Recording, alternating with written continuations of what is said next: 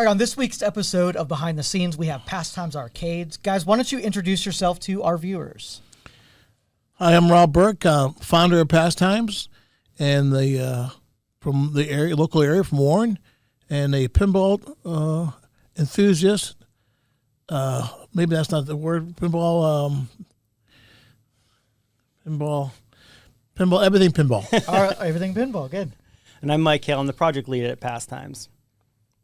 So give me a little bit of the history. How did you guys get involved in the arcade industry? Well, I think it started with myself being a collector and a passionate collector at that. And over the years, I took that passion to the next level and put on a show in Chicago called Pinball Expo, where we toured pinball factories and met a lot of the personnel in the industry. Meanwhile, the collection kept growing to insane levels. And my thinking past the Santisi IGA over the years in Girard was, wouldn't it be cool to have to buy that building in hopes of maybe putting my collection in there, because I had all these games, but I never knew what to do with them. And then in the meantime, I met Mike Hale. And Mike, the one thing he's got going for him, he's a very enthusiastic young man. And I reached out to him over time and said, I got this vision of having this building, but my wife, on her suggestion to have it turn it into a museum of sorts, I reached out to Mike and said, Mike, what do you think? Would you be interested in doing this? And it was a lasting in his mind at the time. He was in the teaching profession in the school system, and they treated him well. So I said, well, let me treat you just a little bit better so maybe you could think about it. So he smiled, and it didn't get too far with him. I said, well, let me talk to your dad. He says, I'll make a decision when the time is right, I guess, in so many words. You invited us over for lunch. Yep, we drove on over and had lunch with you. Yep. And it kind of developed, and I was fortunate enough to get Mike's services. And the one thing that he offers that I don't offer is being in the profession of in the school profession, is working with people that he's got to be very organized. And I needed an organization because at the time we had no marketing plan or game plan on where to start even. So I says, Mike, here, take it. So it took a year or so anyways, really to put things together, but it finally happened. So Mike, maybe tell us from your perspective. Well, so I kind of fell into this situation by accident. I bought my dad his favorite game when he was a kid, fell in love with the pinballs, didn't know who Rob was at the time, found Rob had a game for sale on eBay that I wasn't interested in, and at the time I didn't know who Rob was. And I reached out and said, hey, I'm looking for some electromechanical games. Do you have any for sale? He said, I have a few hundred of them in the warehouse. And I thought, okay, who is this guy? So that piqued my interest. And so, as Rob mentioned, over time we kind of befriended each other, talked at least once a month or so for a while. And then I started working for Rob on the side, fixing games. And then he said, well, let's try to make it happen. And I was in the education profession for 15 years. I had a secure job. Everything was going quite well. But, there's one job in the world that is opening a museum for one of the largest collectors in the world, and I had to take that opportunity. Now, where'd you get your experience repairing and working on the machines? Because I imagine there's a good bit of mechanical and a good bit of computer. Yeah, so my background is actually in computer science. So I think a lot of that background in coding and structure, that actually helps problem solve. So schematics are really, really important. If you can't read a schematic, it's going to be really, really tough for you to fix a game. But being self-taught, the really cool thing, and I think Rob will attest this about the pinball industry, is that it truly is a community. And there are people out there that if you post questions or photos on these message boards, whether it's a site called Pinside or Facebook groups, within minutes you'll have an answer from a complete stranger that's willing to help you out. So I had a few guys that led me through my first couple games, and then I built the confidence, and now I'm pretty actively involved in actually giving back and helping those people out too. So you mentioned about the newer games too. And so I had a fellow that from the Cleveland area, and he used to come to my home and help me fix games. And his name was Mike, too. I like hiring Mikes, by the way. I don't know why. Right. Prerequisite. 2 for 2. I said, Mike, what do you think about working full-time for me? Because at the time, he worked for another company. So I don't know if it's the power of persuasion or just the fact that this opportunity was too unique to pass up, whether it be for Mike next to me or the other Mike. And he came on board. But it was a godsend because there's a mix of both games in the collection. And Mike Hale was able to fix a lot of the older games, but the newer ones, you need someone who's got the skill set for that.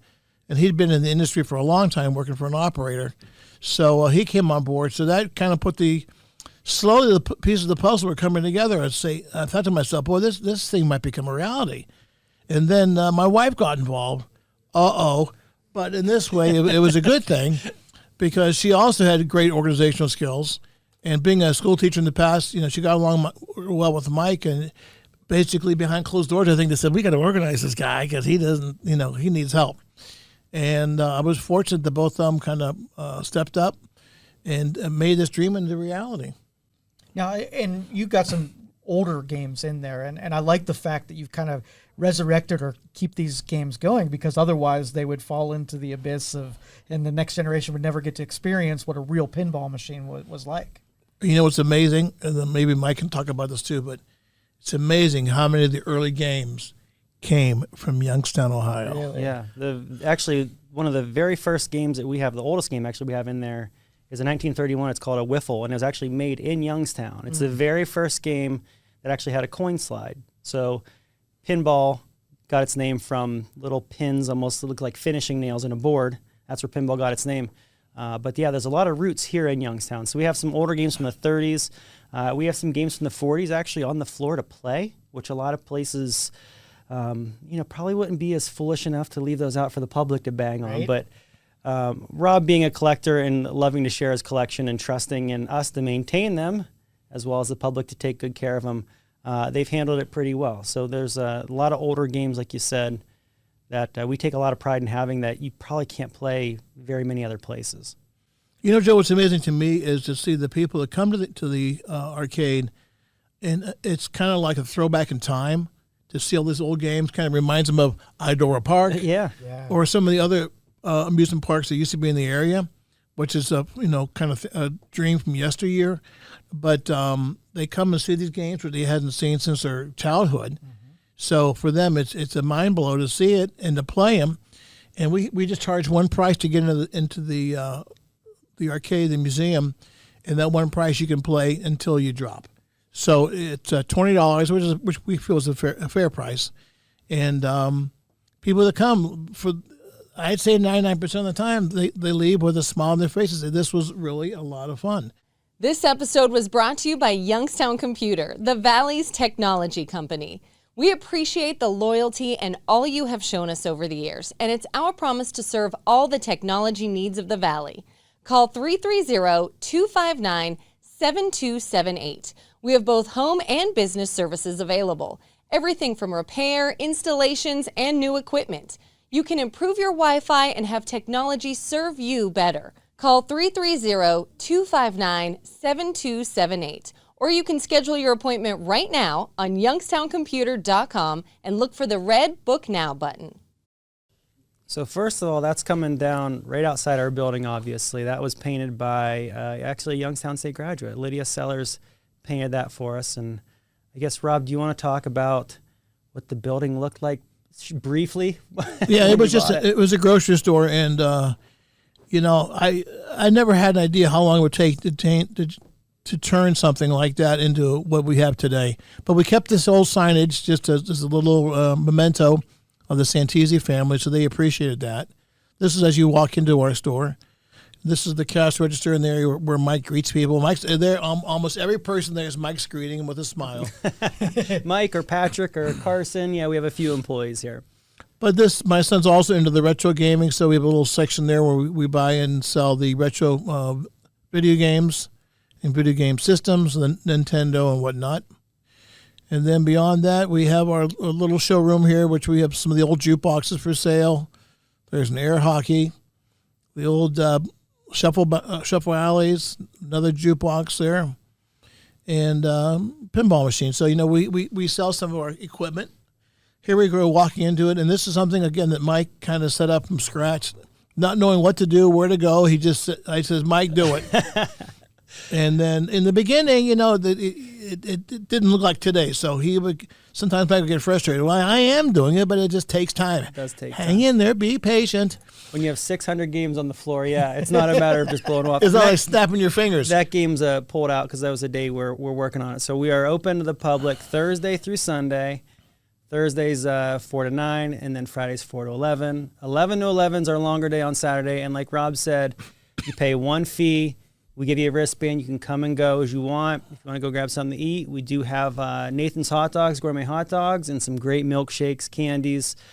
We support a local company down the road called Sweet Memories. We get our old crack top glass bottle sodas from them too. But we have right now over 280 video games like you're seeing here on the floor. And last I counted and did inventory on the floor, we had 395 pinballs. So we're over 600 games, and you just walk up and you just hit play. You don't have to pay another penny really after you walk through the door if you don't want to. So above these games, you'll see some banners, and the banners kind of highlight some of the games that were part of history, whether it was the first this or the first that. So there's a history lessons to be learned by coming to the our arcade. Yeah, it just keeps going. So when these games, when they were purchased, a lot of them were not near this condition. So you can imagine. First of all, imagine having these games in storage to bring 600 games to a location. Just the labor involved just with that. Right. But then the cleaning each game, and then making each game work, and then send them all for free play. I mean, it's just the process. No wonder it took us so long, Mike. Well, you think about something that we have is all of the games will have the same lock on the front. So that way we don't have to mess with a whole bunch of locks. So you think 600 times changing out locks, which maybe it's just a few minutes to do that, but anything times 400, 500, 600 times is just, like Rob said, putting games on legs and making sure that the leg levelers on the bottom aren't all rusted and beat up. And it took over a year. It's kind of, I sit back and I watch this, and I'm in the grind in the trenches kind of every day working through this, and you kind of just sit back and take it all in now as I see it. It's hard to do that. It's like watching a puppy grow. Yeah. All of a sudden you wake up and your dog's a full-grown dog, but you missed all those stages. So now this is my favorite row here, only because as we start walking up this aisle, these are games that I purchased in Spain and Italy. They were made specifically for that country. These are games you will not find anywhere in America. These are pinball machines only found in those countries. So I brought in 2 containers of games, and this was an absolute difficult task in the beginning because the games were set for 220 just as the beginning, but all the electronics were not something we were used to working with here in America. Right. They were totally different than the American type of electronics. Mm-hmm. So this one fellow we have from Toledo comes in 3 days a week. For some reason, he gravitated toward this and said, I'll figure it out. Doggone if that guy didn't do it. But this, to me, is probably the keystone of our arcade is just these very, very unique games. And honestly, these are one-of-a-kind games. I don't know where else you would find them. To go along with that, I mean, we have a few audiences here. You have some people who just want to kind of check out the arcade. You have the people that want to get that nostalgia, and they want to come in, they want to play Pac-Man, Donkey Kong, Frogger, Galaga, Space Invaders, and all those games, as well as the pinballs I remember from the era. Evel Knievel and Kiss, those are popular ones. But then there's this other little community of these pinball geeks like Rob and I, who will seek out these things that you've never be able to see or even, let alone play, right? So this was pretty neat when these came in. I remember the shipping container backing up to the loading dock, and I asked Rob, I said, what's in here? He said, I don't know, open it up and let me know. So that was kind of an adventure. But Joe, you talked about getting parts. Yeah. These are much more difficult. Yeah. And these are a little more temperamental because they weren't really designed to be used here in the States, but we do have some extra parts that we can pull from games in the back. That's a little more difficult. Now we're getting into some of the 80s games. Bally, this one here called Hard Body is kind of a funny, cheesy game that there's a little cult following behind it because of the the design and the theme and the artwork there. Yeah, I bet you have people travel to get these more unique games that are hard to find anywhere else. Yeah, we definitely get a lot of people. I actually just had a person message me, came in over the weekend, drove 7 hours from North Carolina to surprise his wife. She's a pinball geek. Okay. And he sent me a message and said, hey, we just walked in and she's crying. She can't even believe this. And he said we spent 2 hours before even starting the game just walking around and checking the place out. Yeah, this is something, you really can't see it in a day. If you're really, especially if you're a diehard collector. There's games here that even the American-made games that you don't see all the time. There are certain titles you see everywhere. Addams Family, for one. Every arcade seems to have that game. This bronze game here is one of a kind. It was kind of a custom-made game. But, even for me to see it, I say to myself, man, I can't believe I had this many games. So I say to Mike, he says, I told you. So when you travel, do you always bring games back with you in shipping containers, or was that a... Well, that's interesting you would say that because Mike is very worried. He says, where are you going? Well, just, why? Don't bring back any more games.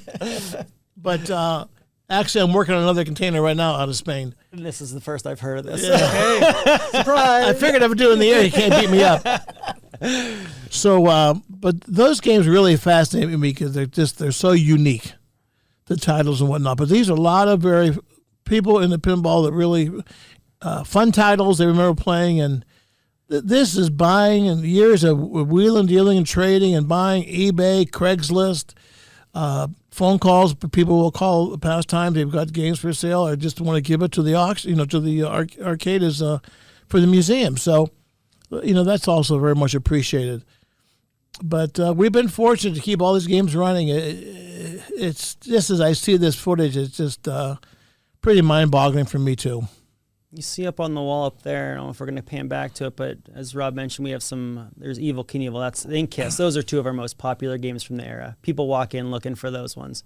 But back to the banners on the other wall, those are historic people in the industry, whether it's video games or pinball, whether they're pioneers or I guess they're all pioneers in a sense, whether they originated the companies, founded the companies, or contributed artwork or whatever it would be.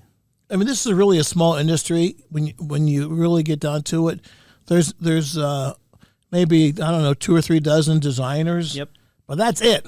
The whole industry, that's it.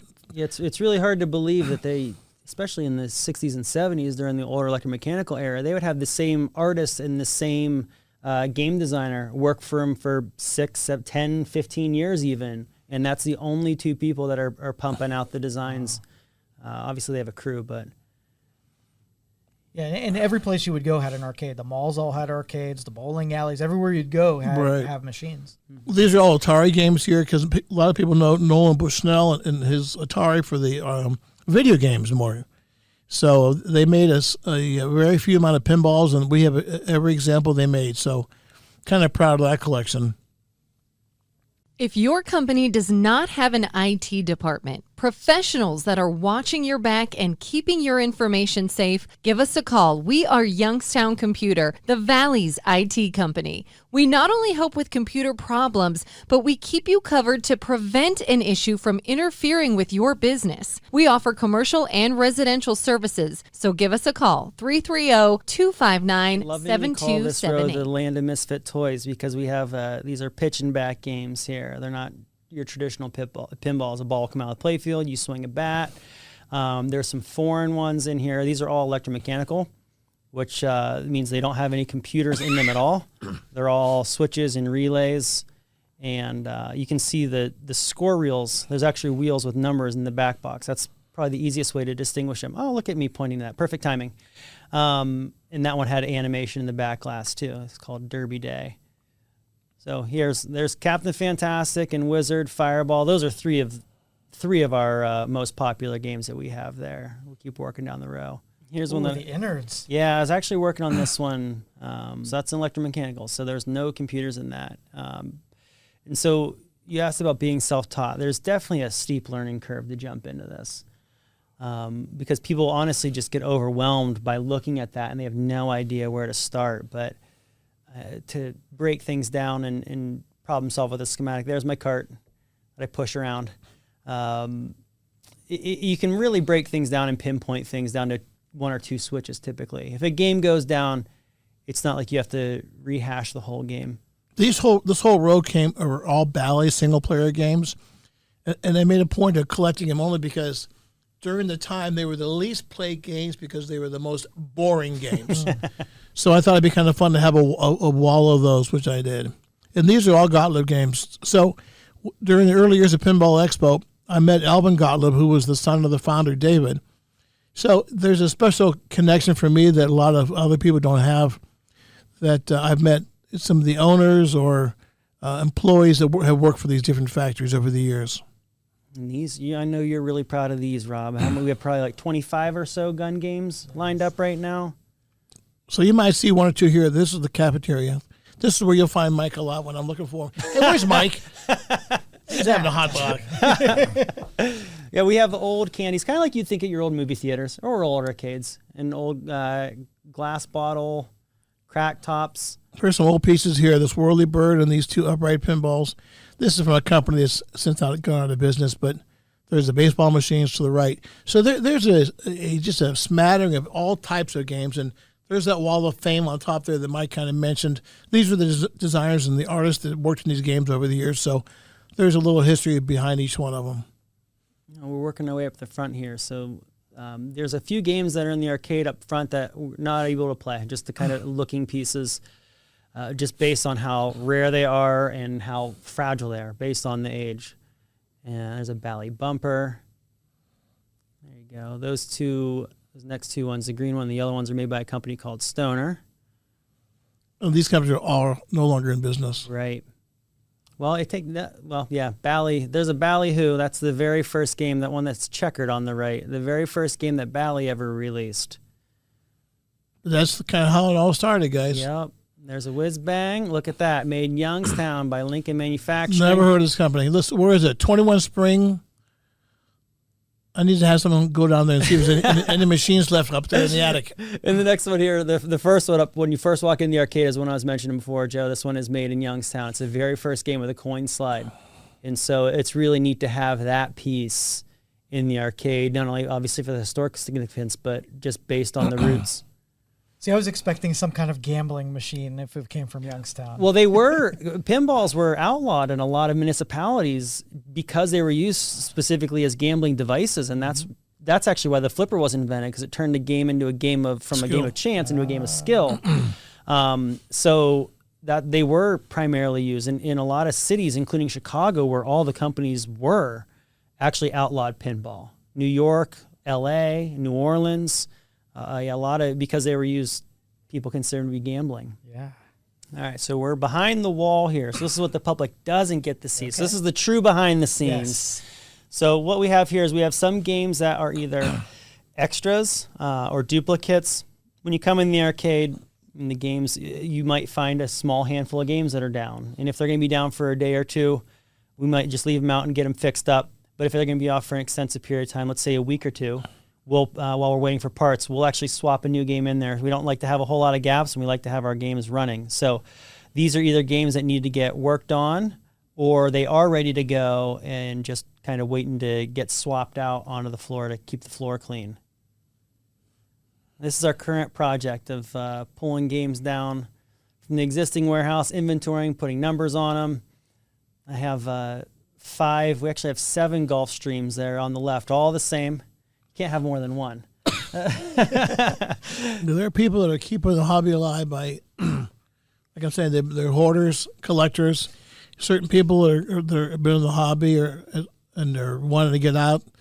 There's other people out there that will just grab all of it. I'll take everything I got because they're the keeper of the keys, so to speak, of all these different components, the parts, the schematics. I mean, there's a business just in the schematics only. There's so many different games. Imagine all the schematics. All right, this is our workroom here. And so we have a couple of those 2 games are for sale. That one on the right's being worked on, and we have a whole bunch of extra parts, which are really, really nice to have on hand. And this is a nice room back here. It's very well lit, and if we're going through games the first time or something goes, let's say, catastrophically wrong on the floor, we'll roll them back here and work on them where it's well lit, as opposed to earlier in the video. Oh, there's a secret. That one's going to be on the floor soon. Twilight Zone, very popular game. Yep. The Oh, you are Factory. upstairs. Oh boy. Oh, that was a room? secret. We're gonna have Mike. to sign a waiver to see Oh, what my goes on up gosh. here. There's more. Oh, there's always more.